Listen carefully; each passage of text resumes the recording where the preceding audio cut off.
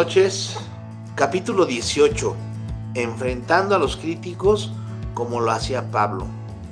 Entonces yo le pido que ponga atención, espero que se ponga cómodo y escuche este capítulo 18. Corazón tierno y cuero duro, eso es lo que se necesita. No es un equilibrio fácil de mantener, especialmente si usted está metido en el ministerio y su cara está en el blanco mental de los demás, a merced de sus dardos. Con toda honestidad, el cuero duro es más difícil de cultivar que el corazón tierno. Para aquellos de nosotros que concentramos la mayor parte de nuestra atención en los asuntos espirituales, un corazón tierno es casi un supuesto, pero desarrollar un cuero duro puede tomar años. Cynthia y yo, está hablando de la esposa de Charles Swindoll, Cynthia y yo no tenemos placas ni lemas de adornos en la casa, pero sí unas palabras pegadas a la pared de mi estudio que leo casi todos los días. William Henry Ward escribió estas 4 líneas. Cada logro tiene un precio, cada meta un oponente, cada victoria un problema, cada triunfo un sacrificio. El leer regularmente esas palabras me ayudan a mantener una actitud realista y a ser tenaz. Entre mis hábitos de lectura está la búsqueda de percepciones, técnicas y relatos que describan la manera como mantienen las personas ese delicado equilibrio entre un corazón tierno y un cuero duro. Abraham Lincoln fue uno que parece haber dominado el arte de enfrentar las acusaciones. ¿Cómo manejó él todos los comentarios negativos? Hace una pregunta. Él dijo, si me pusiera a leer y mucho menos a responder todos los ataques que me hacen, mejor sería que me retirara de esto y me dedicara a hacer otra cosa. Hago lo mejor que sé hacer, lo mejor que puedo y tengo la intención de seguir haciéndolo hasta el final. Si al final todo me sale bien, lo que hayan dicho contra mí no significará nada. Y si al final resultó equivocado, aunque 10,000 ángeles se pusieran a jurar que yo tenía la razón, eso no cambiaría nada. Al igual que Lincoln, yo he hecho lo mejor que he podido para no dejar que las críticas me afecten. Normalmente lo logro, pero a veces no. También le he sacado provecho a las percepciones de Charles Haddon Spurgeon. Él dijo lo siguiente: consigue un amigo que te señale tus errores, o mejor aún, recibe con agrado a un enemigo que te estará observando agudamente y que te herirá salvajemente. Qué bendición será ese irritante crítico para un hombre sabio y qué intolerable molestia para un hombre necio. Bueno, esto tampoco ha funcionado siempre para mí. Para ser franco, las acusaciones vienen a veces de personas que no son sino unos amargados, cuyas palabras no vale la pena considerar. Con frecuencia, la gente critica sin conocer todos los hechos, pero una vez que tienen más información se vuelven, usualmente, más considerados, aunque no siempre. Allí es cuando tener un cuero duro es una bendición. Las personas que están en el ministerio son como pararrayos. Todo pastor, todo líder cristiano, todo músico cristiano, todo autor cristiano que conozco puede contar su propia historia personal de las veces que fueron víctimas de ataques verbales. Yo he descubierto que cuando más fructífero es un ministerio, mayor es el número de críticos. Por eso, si uno no tiene un cuero duro, naufragará emocionalmente. Pablo, el hombre que estamos estudiando, comprendió esa realidad. En una ocasión dijo claramente: se me ha abierto una puerta grande y eficaz y hay muchos adversarios. Primera de Corintios 16:9. Para mí eso es alentador. Él experimentó ambos lados e inspiró este axioma: el ministerio efectivo y la oposición van de la mano. La oposición cada vez mayor de los demás acompaña al trabajo importante que se hace para Dios. Volvemos entonces a aquella línea: cada meta tiene un oponente. Un amigo mío me recordó recientemente lo siguiente: nuestro Señor fue clavado en una cruz, por eso puedes estar seguro que a ti van a clavarte en una pared. Ese es un buen consejo para los que estamos en el ministerio. Título: 4 faltas espirituales de la crítica negativa. Por muchos años he apreciado el discernimiento y las habilidades de escribir de mi viejo amigo David Roper.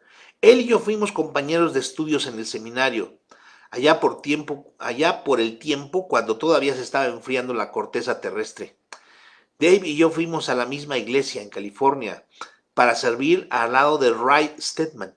Yo estuve allí solo durante el verano de 1961, pero David se quedó como parte del personal y permaneció muchos años allí, antes de que renunciara para ir a servir en otra iglesia en el estado de Idaho. Uno de los excelentes libros que él ha escrito se titula A Burden Shared, una carga compartida. En él, Dave expone 4 verdades acerca de la crítica, muy ciertas. Yo las llamaría las 4 faltas espirituales de la crítica negativa. Primera, la crítica llega siempre cuando menos la necesitamos. Yo he descubierto que eso es muy cierto. ¿Y usted? Nunca parece llegar cuando estamos bien arriba, sino bien abajo. Después de que usted ha fallado y se siente mal, llega un hermano o hermana de la iglesia con una sonrisa forzada para darle otra patada. Con amor cristiano, por supuesto. Segunda, la crítica parece llegar cuando menos la merecemos. Muchas veces después de ese error sincero o de un comentario inocente, dicho sin malicia, algún querido hermano con el don de la crítica nos descarga una ráfaga de palabras hirientes. Eso nunca falla.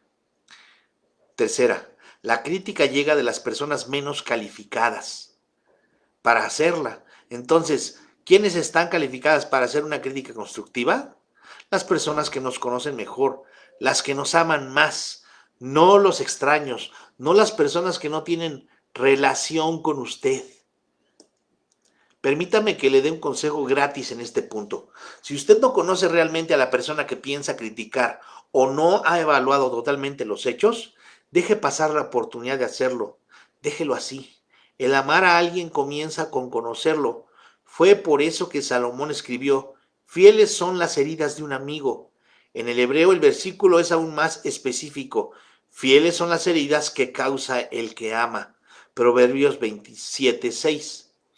Para esas relativamente pocas personas que me aman de verdad y que me comprenden y que han estado trabajando a mi lado el tiempo suficiente para conocerme bien, sus palabras son invariablemente dignas de oírse. Puede que me hieran, pero son confiables. Personas como esas no critican injustificadamente, pero otras que con frecuencia me critican ni siquiera saben cuál es mi segundo nombre. Cuarta, la crítica llega con frecuencia en la forma menos útil para nosotros. A veces las palabras de crítica hieren con ira, resentimiento y cólera egoísta. Rara vez la crítica se hace con amor y misericordia. La mayoría de las veces las palabras se largan de manera anónima, como cartas bombas sin firma, que lucen inofensivas, pero que al detonar causan un daño increíble.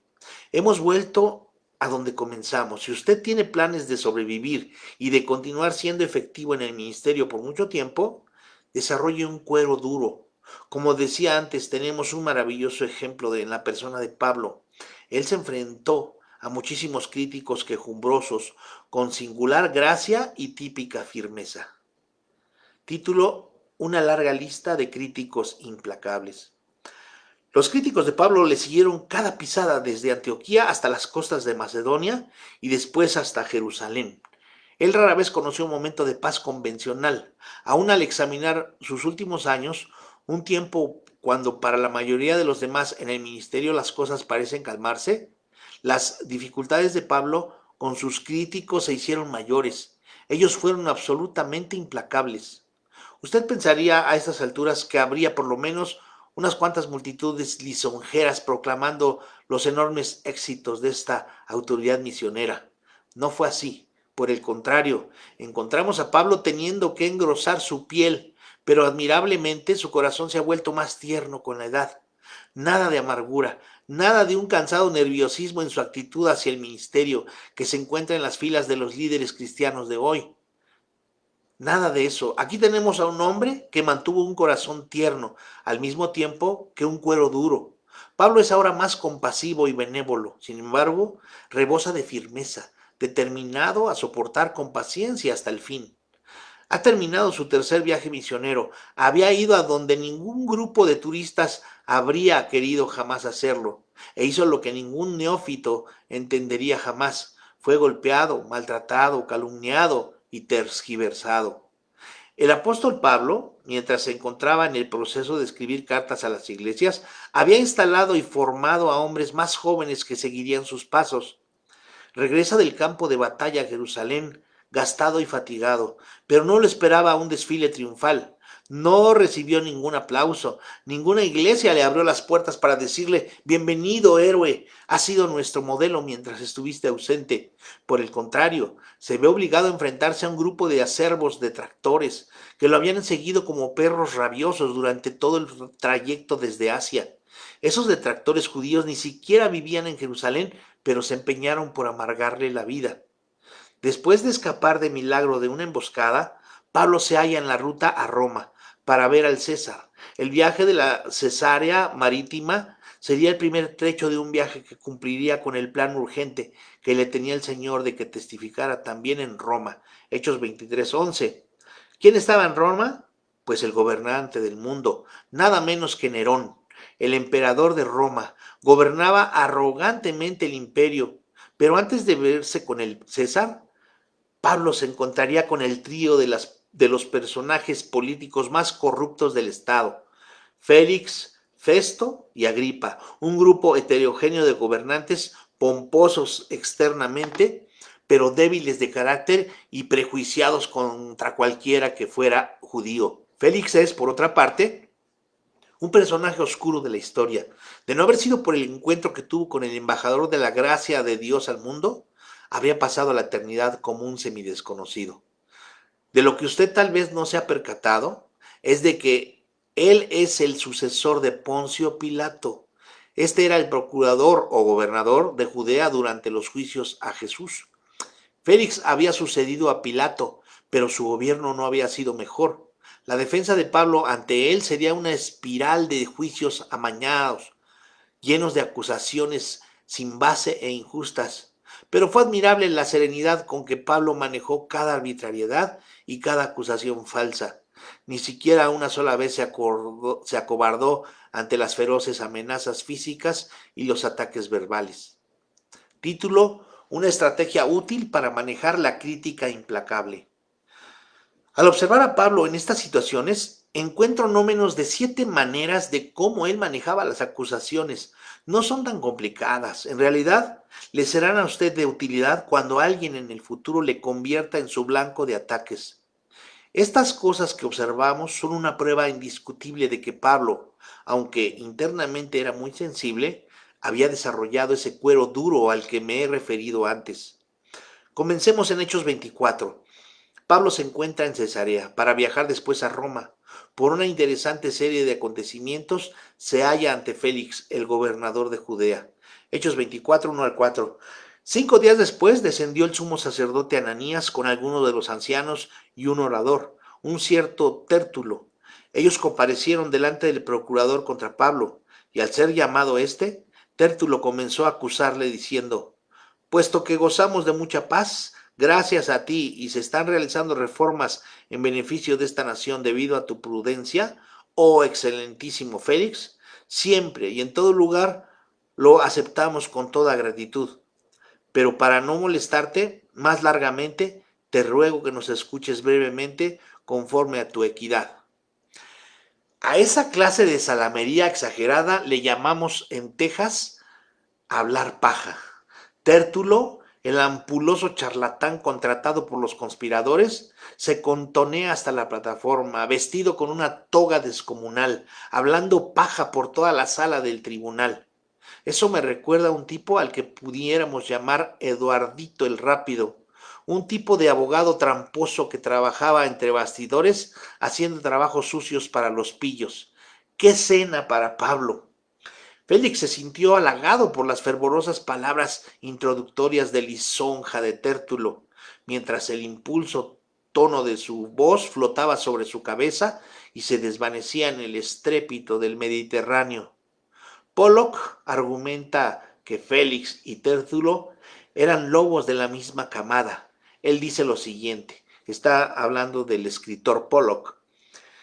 Tértulo sabía muy bien que desde el nombramiento de Félix en el año 52, En Judea se había derramado mucha sangre debido a las insurrecciones que él había provocado y por el incremento en el número de asesinatos políticos después de que dispuso el asesinato del exsumo sacerdote Jonatán en el mismo templo. La codicia de Félix era célebre. Había nacido como esclavo y ascendido al poder de la mano de su hermano. Él libertó Palas, el Liberto Palas, uno de los favoritos de Claudio.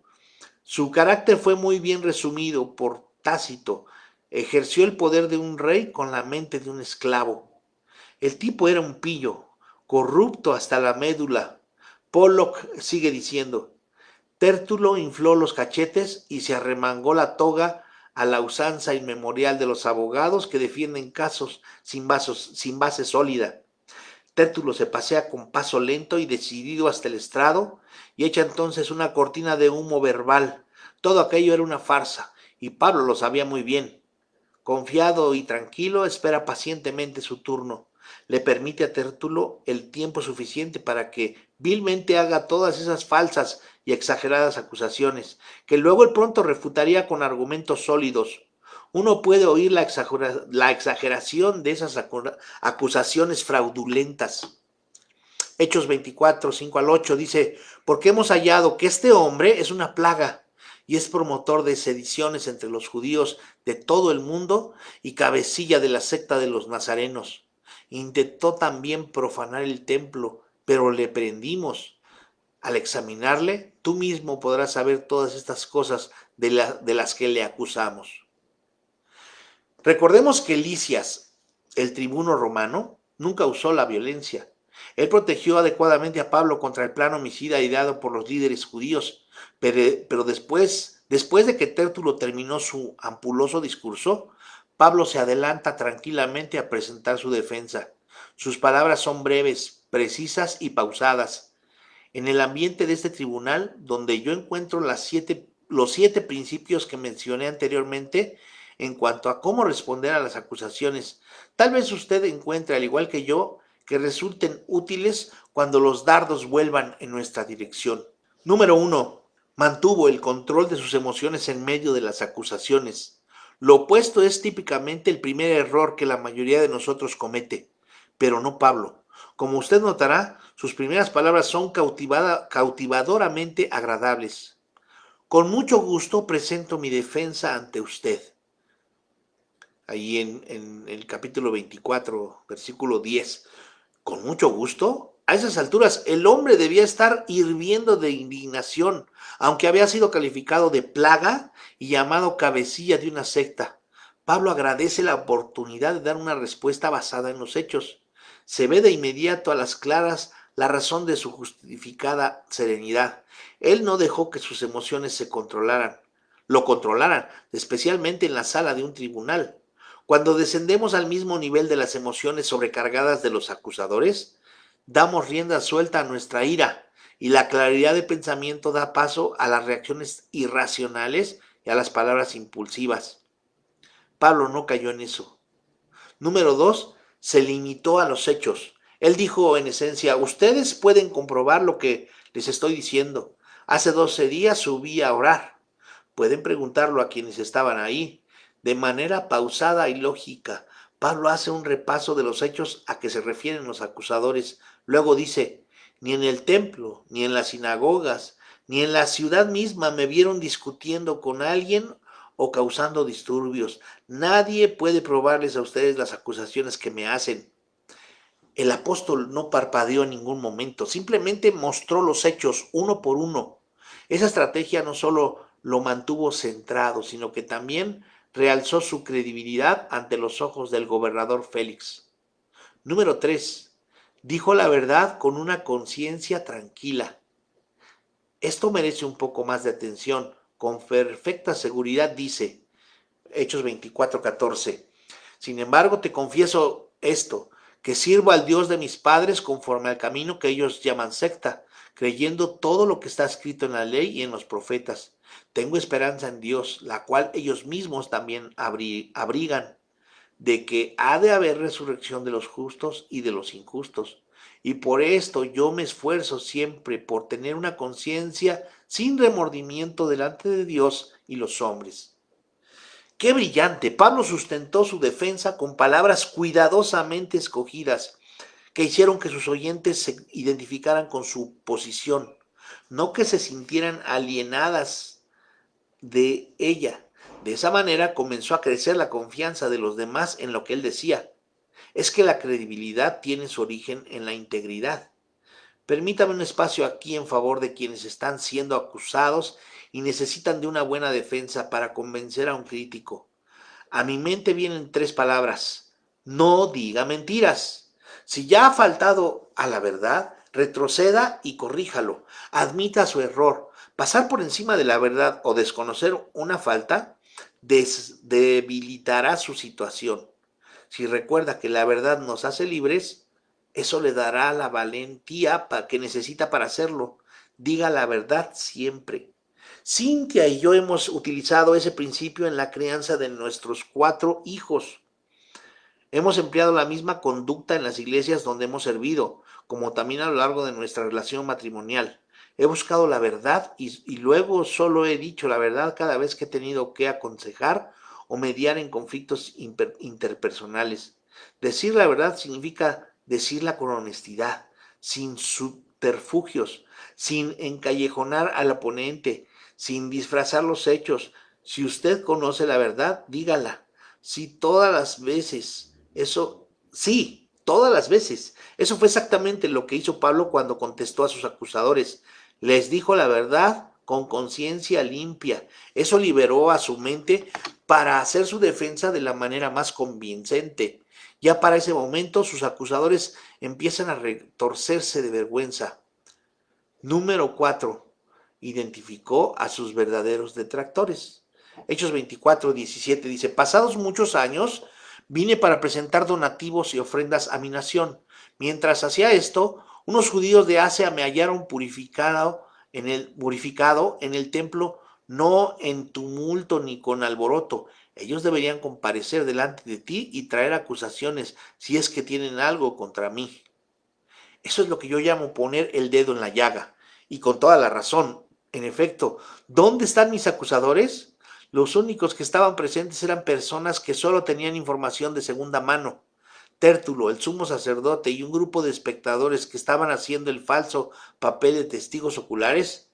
Pablo denunció la ausencia de sus verdaderos detractores, por lo que el juicio en su contra estaba basado en rumores. Pocas situaciones crean más problemas que pelear con una sombra.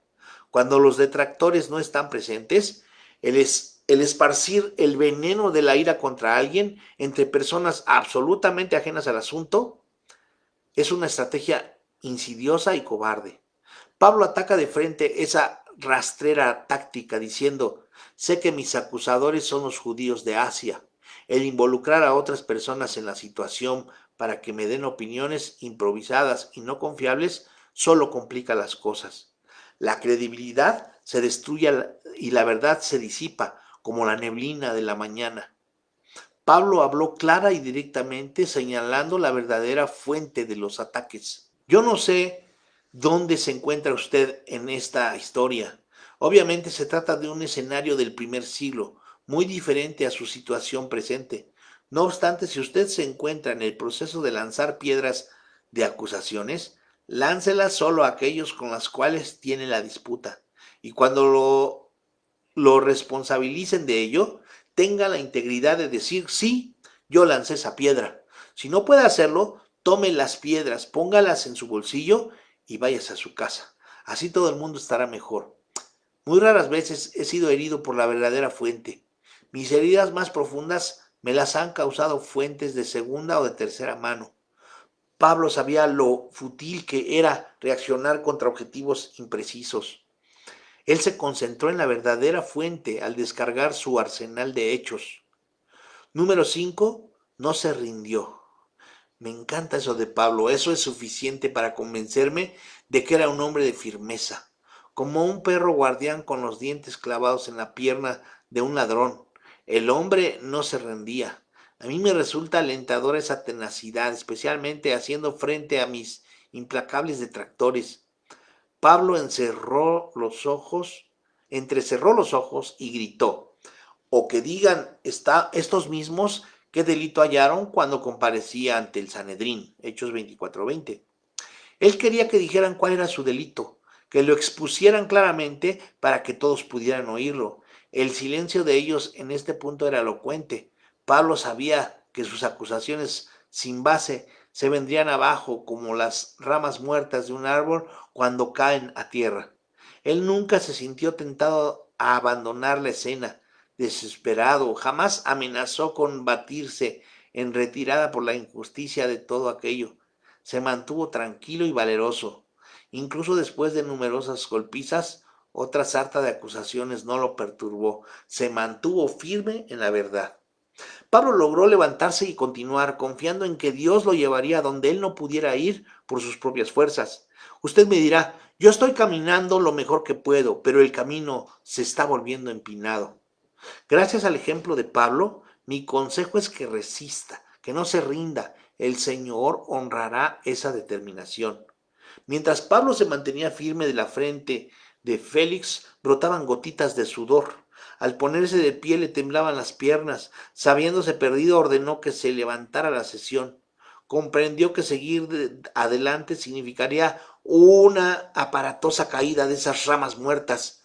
Gracias a la sagaz exposición de la serie de hechos por parte de Pablo, a los gobernantes no les gusta quedar mal, y puesto que él sabía más que lo que demostraba saber, rehuyó la verdad y levantó la sesión. Algún tiempo después, Félix y su esposa judía juntos escucharon más de las convicciones de Pablo acerca de Jesucristo.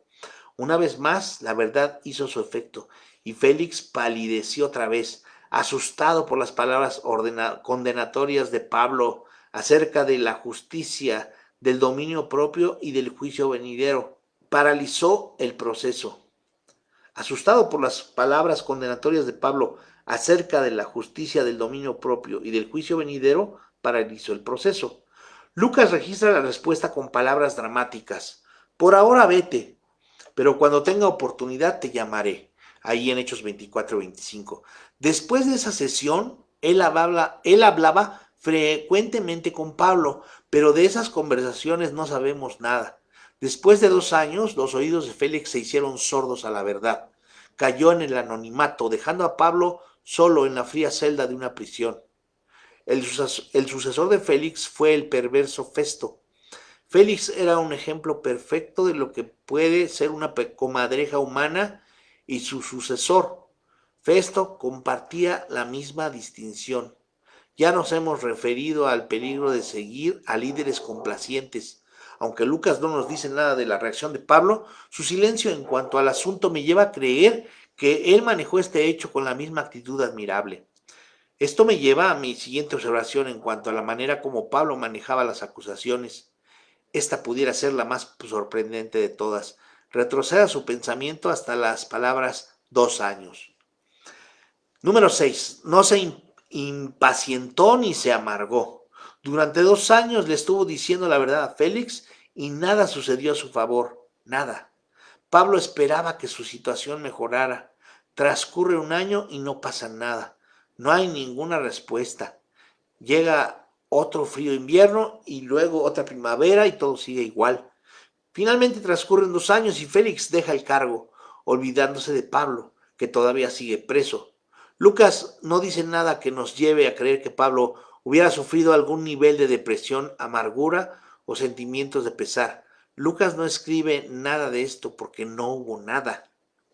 Festo se posesionó del cargo y lo primero que hizo fue viajar a Jerusalén para reunirse con la misma banda miserable de líderes judíos que respiraban acusaciones y amenazas contra Pablo.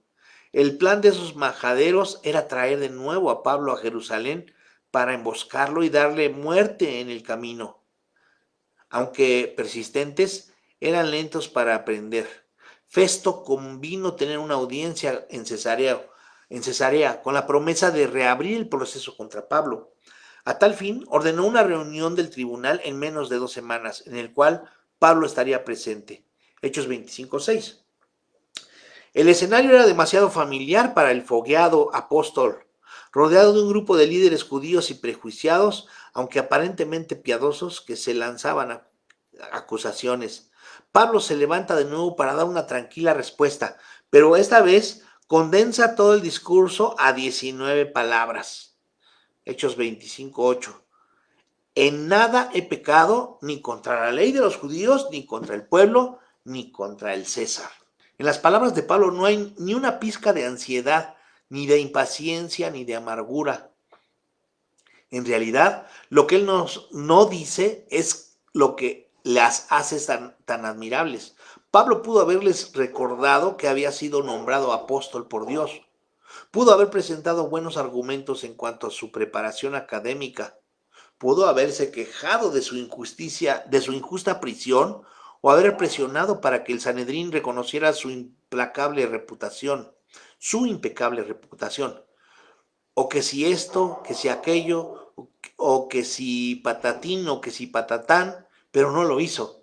Lo que le dijo al nuevo gobernador fue: lo que dicen de mí es falso. Yo no he ofendido la ley de los judíos, ni al pueblo, ni al César.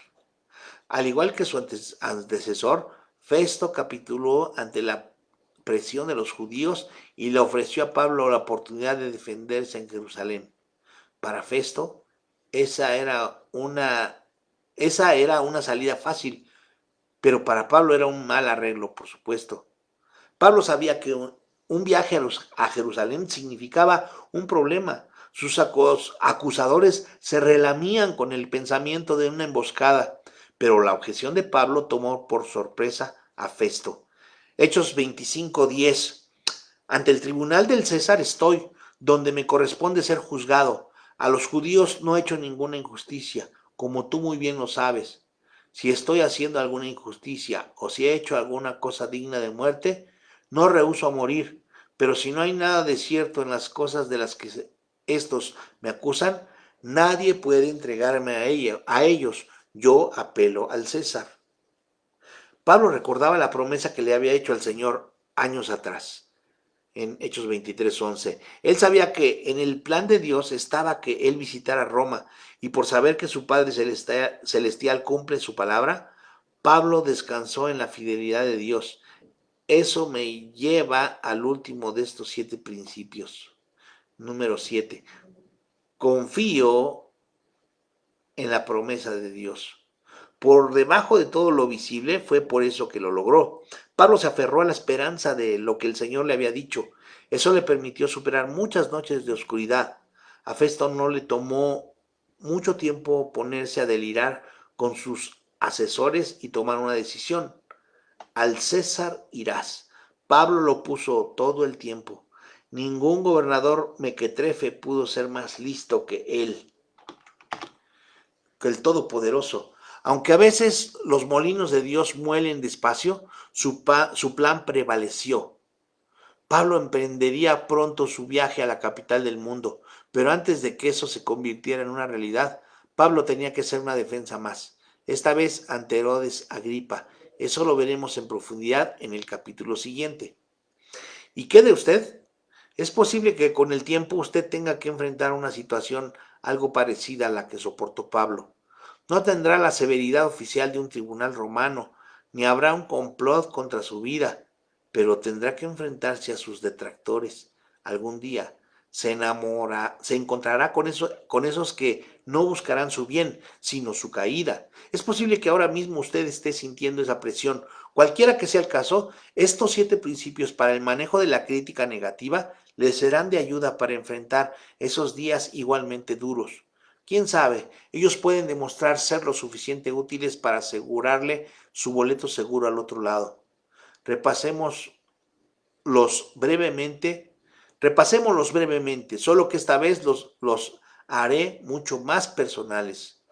Cuando enfrente la crítica negativa, mantenga el control de sus emociones en medio de las acusaciones. Limítese a los hechos. Diga la verdad con una conciencia tranquila. Identifique a sus verdaderos detractores. No se rinda, no se impaciente ni se amargue. Confíe en la promesa de Dios. Esta es una lista que vale la pena copiar, ¿no le parece? Usted puede aplicar cada uno de estos principios cuando enfrente a sus propios detractores. En realidad, lo animo a que lo haga. Yo también lo haré. Título: Una ilustración personal. Mucho antes de que mi madre falleciera, ella y una amiga vecina hicieron un libro con las promesas de Dios que aparecen en la Biblia. Cada una de ellas hizo su propio libro. Mi madre utilizaba ese pequeño libro como un manual para sus oraciones.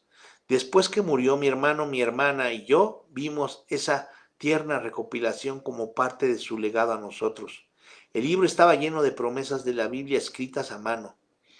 Ella debió haber escrito cientos de promesas sacadas directamente de la Biblia, promesa tras promesa, y mi nombre estaba conectado con una de ellas. Para Charles reclamo esta promesa, escribió en una de sus páginas. Para Orville y para Lucy, ella reclamó gran cantidad de otras promesas y las anotó en su libro. También incluyó algunas para papá y otras para ella. Mi madre se aferraba a las promesas de la palabra de Dios, no importaba la situación que enfrentara, ellas la mantenían por encima de los conflictos. Amigo, vaya a la Biblia, busque en ella las promesas que Dios le ofrece en su palabra. Le recomiendo que empiece con los salmos. Vea las promesas que hay allí. Son innumerables. Familiarícese con ellas, viva en ellas, camine con ellas y en casos especiales, memorícelas. Deje que ellas sean su guía y su consuelo. Al igual que Pablo, usted será capaz de soportar las tormentas más violentas de la crítica si confía firmemente en las promesas de Dios. Ese es el mensaje de este capítulo y espero que se convierta en el mensaje de su vida. No sé cuál es su situación ni lo que está enfrentando hoy. Es muy posible que esté viviendo bajo la presión de la crítica negativa. Sé que eso es cierto si está en el ministerio. Alguien puede estar empeñado en probar cosas acerca de usted que usted sabe que son absolutamente falsas. Mi consejo es que debe aprender de Pablo. Déjele el caso a su Señor. Lleve a Él sus batallas en oración, con conciencia limpia y comprometido con la verdad. Preséntele su caso a Él. Es lo primero que debe hacer. El juez de toda verdad le enviará el segundo paso que deba dar. No se rinda, no se detenga, no se diga a sí mismo que usted es la clase de persona que otros dicen que es. Si lo que se dice de usted no es verdad, no lo crea. Confíe en que el Señor le dará la fortaleza y el valor para defender la verdad. Su gracia lo ha protegido hasta aquí y será su gracia la que le dará la victoria. Confíe en esto que le digo, pero mejor aún, confíe en Él. Y después hazte esta oración. Señor, cuán agradecido estoy por tu libro, por tu palabra, que vive y permanece para siempre. Gracias por la manera como la verdad cobra vida cuando la vemos escrita en las páginas de la Biblia. Gracias por el poder de tu palabra que transforma las vidas, que sana los corazones destrozados y que fortalece los corazones amedrentados. Que podamos, con cada un día que pasa, comenzar a sentirnos cada vez más cómodos con tu palabra, de modo que la vida de los demás llegue a ser la nuestra y la verdad que otros ofrezcan se convierta en un principio por el cual podamos vivir. Gracias por haber venido en nuestro rescate una y otra vez por tu gracia, y para aquellos que son más temerosos, te ruego que les permitas conocer tu paz y tu alivio de la ansiedad al buscar ellos las promesas de la Biblia y encontrar en ellas la esperanza para seguir adelante. Te lo pido en el todopoderoso nombre de Jesucristo. Amén. Que Dios les bendiga y que Dios sea con ustedes.